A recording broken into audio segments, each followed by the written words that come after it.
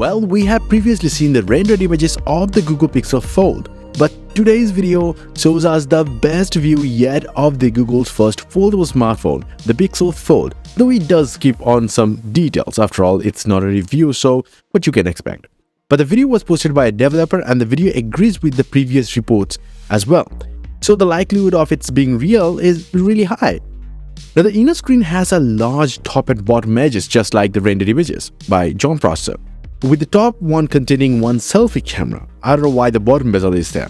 Now, because it is using a new type of hinge, it has a very little crease. You can see in the video.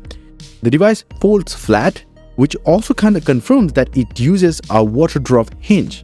Now, if you don't know about the water drop hinge, this hinge allows the display to fold in a way that it creates a water drop shape inside the hinge so that there is no crease and the device folds flat. You can see it in the video. Now, the Pixel Fold is also expected to feature a 5.8-inch external cover screen diagonal with 1080p resolution, and the inner tablet size 7.6-inch display will have a resolution of 1840 by 2208 pixels. And this is going to be a 6:5 aspect ratio display, and possibly it will also feature 120Hz refresh rate. I mean, that's common.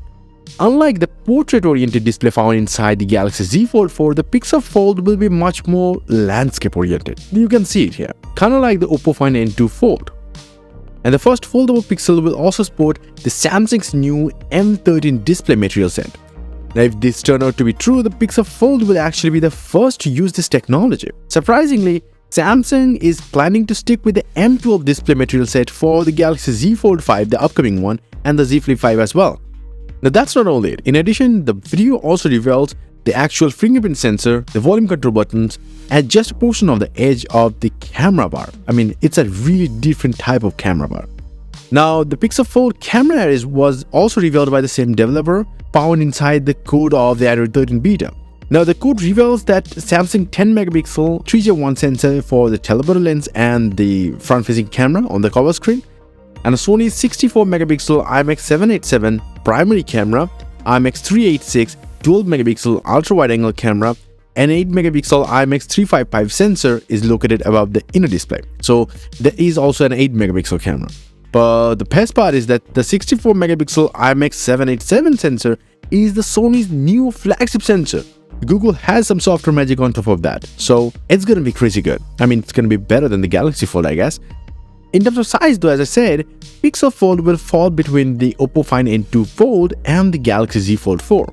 For reference, the Pixel Fold will be 5.5-inch tall, about 3.1-inch wide and 0.5-inch thick, which is shorter yet wider when folded than the Galaxy Z Fold 4, which is like 6.1-inch tall, about 2.6-inch wide and 0.6 inches thick. The Pixel Fold is also expected to be a bit heavier. It will be about 283 grams in terms of weight, and the Galaxy Z Fold 4 is actually 263 grams. According to the rumor, this is maybe because Google will offer the Pixel Fold the biggest battery to date. I mean, for foldable phones. The battery won't be having like 5000 mAh battery, but it will be very close, like real close. My guess is like 4950 or so.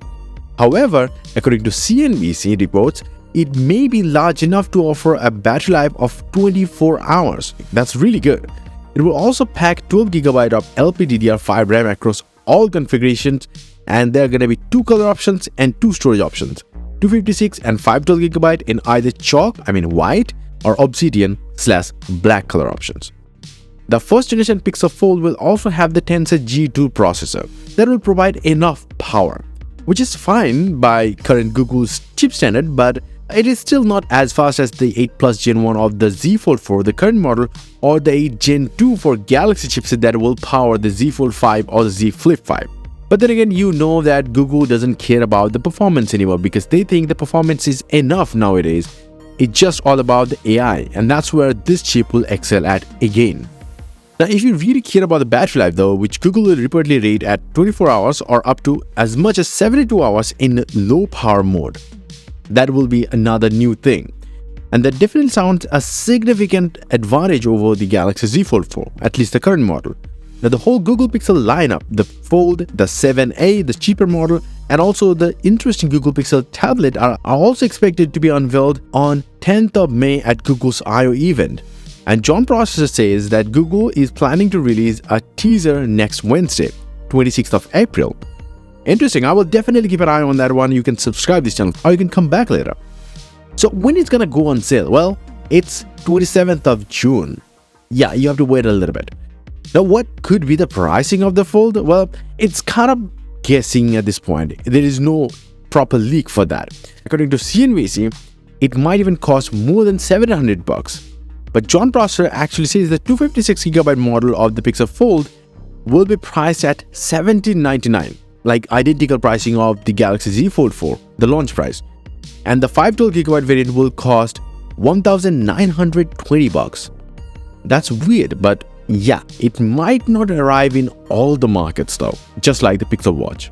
I will definitely keep you guys updated. Let me know your thoughts in the comment section below. And yes, if you want, you can get some crazy cool wallpapers up on my website, a link down below. Until the next one, bye and take care.